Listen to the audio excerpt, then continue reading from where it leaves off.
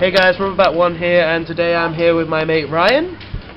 He's doing a deck profile of a deck that he got top 8 with, and it's a very original deck actually, so my mate Ryan's gonna tell you what it is, and we'll get started. Alright, so what we've got here is UAs and Speedroids, so, you know, two decks.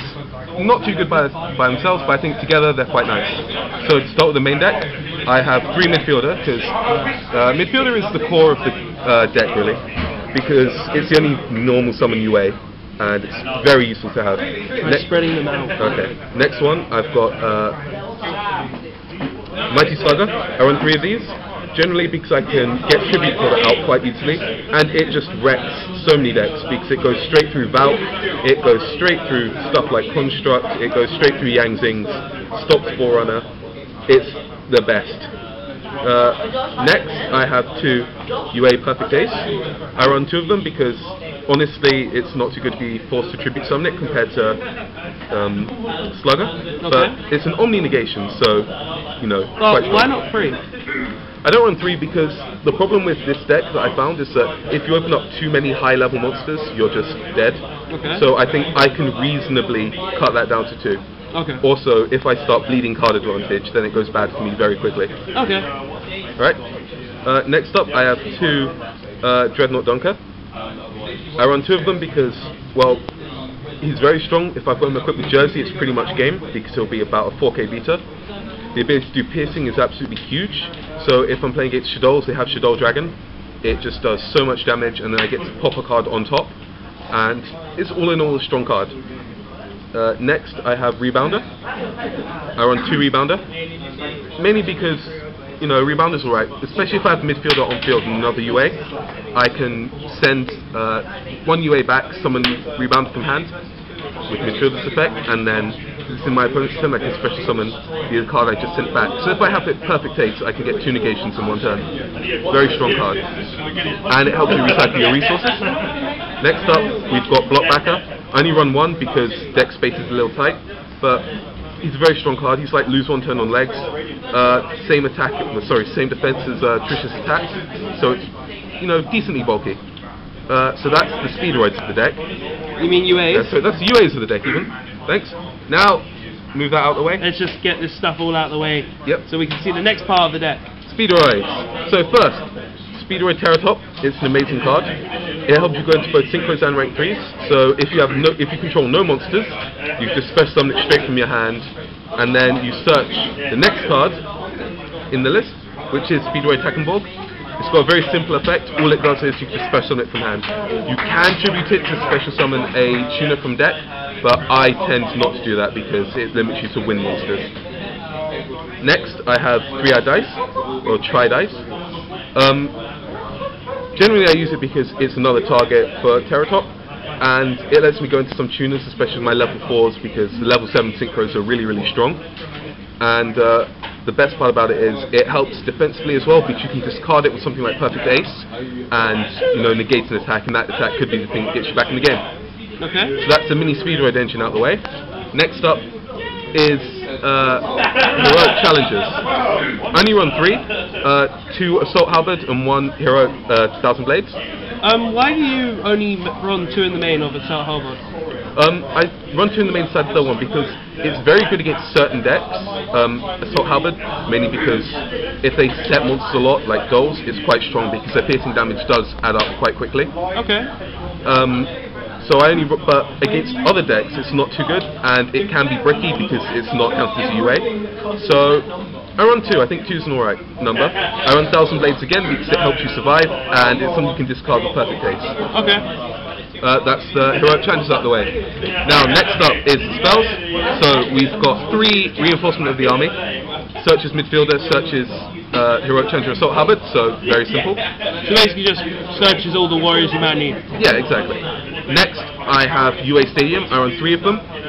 When I normal summon a UA monster, I get to search, and it helps you get attack when you special summon. Key card of the deck, I need to get into it quite soon, but I don't want more than 1 copy at once, so I run 3, and I only run 1 terraforming with it. It's iffy. I think I might change it, but it's working right for me so far. Okay. Next up is Signing Deal. It's special summon from the deck, so I don't really need to say why it's good.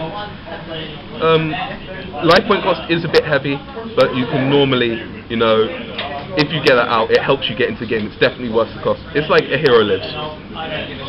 Next up is the best equipped card in the game, Power Jersey. So you're running 2 Power Jersey? Yep. Why only 2? With the thing is, it's very ratios. You have to be very careful. If I run 3 and I open 2, that's pretty bad for me because I don't really want to. Getting 2 is a bit overkill, so I only want 2 in deck. Okay. Because it's searchable, I don't mind a lot if I don't draw into turn 1 because I can search it with my other cards. Okay. Alright. Next up, I have Instant Fusion for them instant Northern plays. Yeah, obviously, Norden's the best card in the game right now. Exactly. Not much else has to be said. Next up, I run a single copy of the Monarch Stormforth. Why only 1? Basically because with all of the like special summoning I'm doing with Tekkenborg and etc., it's decent, but I go into my extra deck enough that Stormforth can be detrimental. Okay. Because it locks me out the extra deck. So I run 1 because it's a very good card when I draw it. But sometimes I don't want it. It's not optimal in my openings, for example. Okay. I might consider it bumped up to 2, but that warrants playtesting. Next, we've got a single copy of Turnover Tactics. Any reason you play it? If you resolve it, it just destroys so many decks. Okay. So, if you're against Necros, they can't special summon rituals from the deck. So, shuffling in their rituals for another is very powerful. With Dolls, it has to go into the main deck. So, special summoning, so shuffling the Dantes, shuffling the Constructs back in. Okay. That gets them out without popping their floating effects, and they don't get a special summon for it. Okay. If I have my defensive monsters, I can shuffle them in, get out a different defensive monster with its effects refreshed. Okay. So it's a game winner if I manage to resolve it. And it combos really well with Rebounder, because I can use Rebounder's effect after it's special summon another one from my hand or grave. So it's really strong, but again, it can break.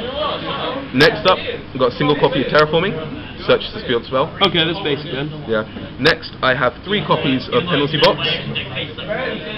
Penalty Box is ridiculous. I can't believe they printed it.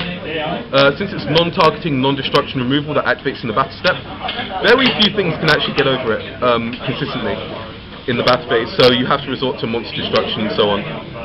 It's also very annoying for your opponent because they want to destroy it because they don't like their monsters getting banished constantly, unless you're Cosmo. But on the other side, if they do destroy it, I get to search for a UA spell, which is absolutely huge. So either way, it gets me into the game. I run 3 because even if I open 2, I can just discard one with with Perfect Ace. It's a very strong card. Okay. Last one up is Solemn Warning. Okay, so that's basic then. So can we go on to your action deck then? Alright, cool. Just sweep it all to the side again. Alright, so for my extra deck, first up I have... First deck profile, people. He's new to this, just give him that. I've got Wind Up Zen Mains. Wind Up Zen Mains, rank 3. It used to be like the best rank 3 in the game, but it's been a while. Yeah, he's been around for a long time. He's kinda gotten old. Yeah. Your old timer. But he can still be useful. Next, MX Saber Invoker. Why MX Saber? Alright, so he is the best card in the deck, in my opinion. So I'll just have a little demonstration here. So if I open up with no cards at all, let's say no cards on the field, I'm going first. I can special summon Terratop. Okay. Search, get Tekkenborg. Overlay into Invoker. Okay. Activate Invoker's effect. I can special summon a midfielder. Straight from the deck. Don't even have to worry about any other restrictions, because it's just as simple. And then, if I have another UA in my hand, which I probably do, because I run quite a few, I can basically summon Perfect Ace. Yeah, Perfect Ace, and then normal summon midfielder. Since I haven't normal summoned this turn, I can then get my Search off Stadium. It's super strong. That's 3 months on board in the deck that normally struggles in getting 1, and then you can tag out, do shenanigans. Okay. All enabled by Invoker, so I run 1, mainly because since I only run 1 Tekkenborg, I'm not going to be going into rank 3 too much. Okay. So rank 3 is all about choice, choosing what's best for me at the time. So that's what I also run Totem Bird. So we got this. So why the Totem Bird? Why the Totem Bird? Alright, so everyone hates on Totem Bird because they think it's awful, and they're right. Because not many people run spells or traps that aren't counter traps anymore. Because like people run Solemns, and yes, they run Somnotices. That's slow, you know. I can't afford an Alu card, so what I do is I use him. If they've got something like a Mirror Force, etc., I can just block it. If they've got Call of the Haunted, I can block it. Just very useful at keeping my UAs alive. If I manage to get that to save me from a Torrential, then that is game winning, because I lost so many games today to Torrential Tribute. Those are the rank 3s. Well, obviously you did good because you're in the top cut. You got to top 8. Yeah, man, even got that Astral Pack. Next I have this super awesome Portuguese Gagaga Cowboy. We got that Gagaga Cowboy. You run it because, you know, 800 burn, it's the best. He's gonna bang bang for game. Yep. And even though he's Portuguese, he's still Gagaga Cowboy. Well, he's Cowboy Gagaga. Yeah. Next up, Dweller. Stops a lot of decks. Not much to say about it. Kind of obvious thing with Dweller. Yep. Next up is the Saki Bugman. Extend that. Oh, this card. Guys, this card is a piss take. Really. It wins you games. It really does. You can't not have it, and I run enough level 4s for it to count. Next up, I have Castel. I can't believe they printed such a great generic, but whatever. Next up, Heroic Challenger Excalibur. Hitting someone for 4k damage is, you know... It's big. It's big. Next up, I have Kong Gorgon. Kong Gorgon's mainly Why carry Gorgons? against certain decks. He's very strong, because you can change targets, etc. Especially against decks that target any card on the field. With Kong Gorgon, for example, your opponent can't really Castel, because they will end up shuffling one of their own cards away. So he's a very strong card, helps against a lot of decks. I don't go into too much, but you know, it's something to go into. Next, Dark Rebellion Xyz Dragon. Whoa, you run both? Yeah. Why? So, Kong Gorgon's when you want to punch someone, but you want a bit of, you know, a little bit of field presence afterwards. Dark Rebellion is just for, alright, I need to deal 2500 damage, okay, Dark Rebellion, swing. Fair enough. Next up, I have the only rank 7, big guy. Big guy. Yeah, big guy. It's the big guy, mate. He's a snow cone. Exactly. I run enough level 7s. I get him out on occasion, but again, taking a monster, it does win games. So yeah, big guy does win games. So of course, you know, I run one copy.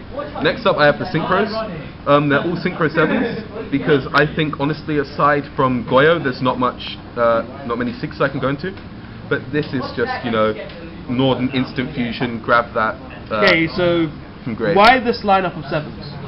First off, dragons. Dragons are great. Clearwing Synchro Dragon, since most of my monsters are level 5, if they target another level 5 or higher, if they target another monster with one of their effects, Clearwing says no. Okay. Also stops against Construct because, again, Clearwing says no. Black Rose Dragon. Black Rose is obvious, we all know what Black Rose does, but you can explain if you want. I summon something and I nuke the field, it's great. Nuking! And then Black Rose Moonlight Dragon, again. Yeah, the card that's been coming up a lot in ranks level 7s. Why do you run it? Huh? I think if I get it out, bouncing is, you know, I personally think that bouncing is a great form of removal against most decks. Okay. Not so good against Necros because, you know, okay, you gave me the Trish back, next turn I Trish you, thanks man.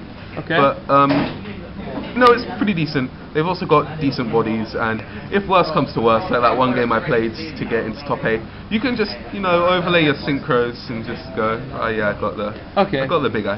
So that's it for the extra. Oh, we one got last card. Oh, Norden. Oh, it's the Norden. Okay. Best card in the game. Yeah. So, do we get to see your side deck? Yes, my side deck's a bit of a mess. I normally play Elemental Heroes, or Master Heroes really, so it's, you know, lots of one-offs from that. First of all, I have the 3rd copy of Assault Halberd. Now that explains why there's 2 in the Git main. Yeah, because it's very good against some decks, but I don't want 3 against all decks, so I run 2. Something to take out. Next up, I have 2 Effect Veilers. Why do you side Veiler? Because it really doesn't help me in the main. Okay. Against certain matchups it's very good, but if I'm against a deck that has a load of graveyard effects like BA, then I don't really want to draw into that. I will lose turn 1 if game 1 if I have too many Veilers. Right? Yeah. Next up I have Lancia. Absolutely amazing card. It stops Cosmos to a certain degree because they can't bounce as they please. They get 1 bounce, that's it. Stops Ritual Beasts, which is quite good. Hurts Infernoids. It basically, and of course it helps when your opponent, I'll activate Cycle, or I'll activate Mirror to get out my Trish, Lancia, and then suddenly you get to see the hand. Very strong cards. I run 2. because I don't really want to run 3 because that's Brick City. Okay. Next up is if I really need some rank 4s, I slide in a second instant fusion, just because, you know, rank 4 is good. I might tweak it depending on in Bosch, because, you know, all the good rank 4s come at Bosch. There's 3 months from now when we're getting those 4 amazing cards. It's going to be great, man. Next up is I side MSTs. I prefer MSTs to decrease. Siding MST. Yeah. Always. But you want at least one in the main, right? You want that one in the main? Yeah. Not really. Aww. If it's one in the main, then like if I'm against a deck that uses enough back row that I want to side in MSTs, one in the main's not going to do much. Like against BA, alright, I'll hit that. Oh, sorry, you hit my Fire Lake. Alright, I'll summon. No, I've still got Traveler. I've still got Karma Cut. I've still got Raigeki Break. So, you know, not too good. Next up is Trap Chick Trap Hole Nightmare. Okay. You know, it's alright. It's just in there because it's in there. Yeah, it's just an alright card, honestly. Next up is Chain Disappearance, because if you resolve this against any deck that it's weak to, it's funny. But what is the exact reason for it?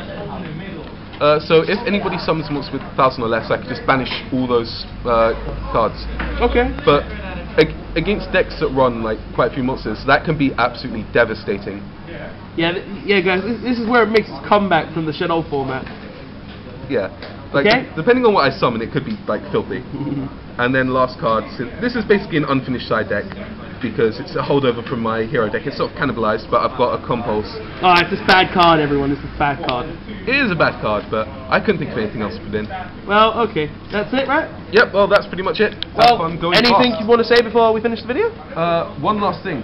Winners don't do drugs unless you're UA. Well, thanks guys for watching. This was Ryan with his UA Speedroid deck profile. Yep, we're gonna shake off. Yep. And thanks for watching, guys. See you next time. Please like, comment, and subscribe. And Ryan, bye bye.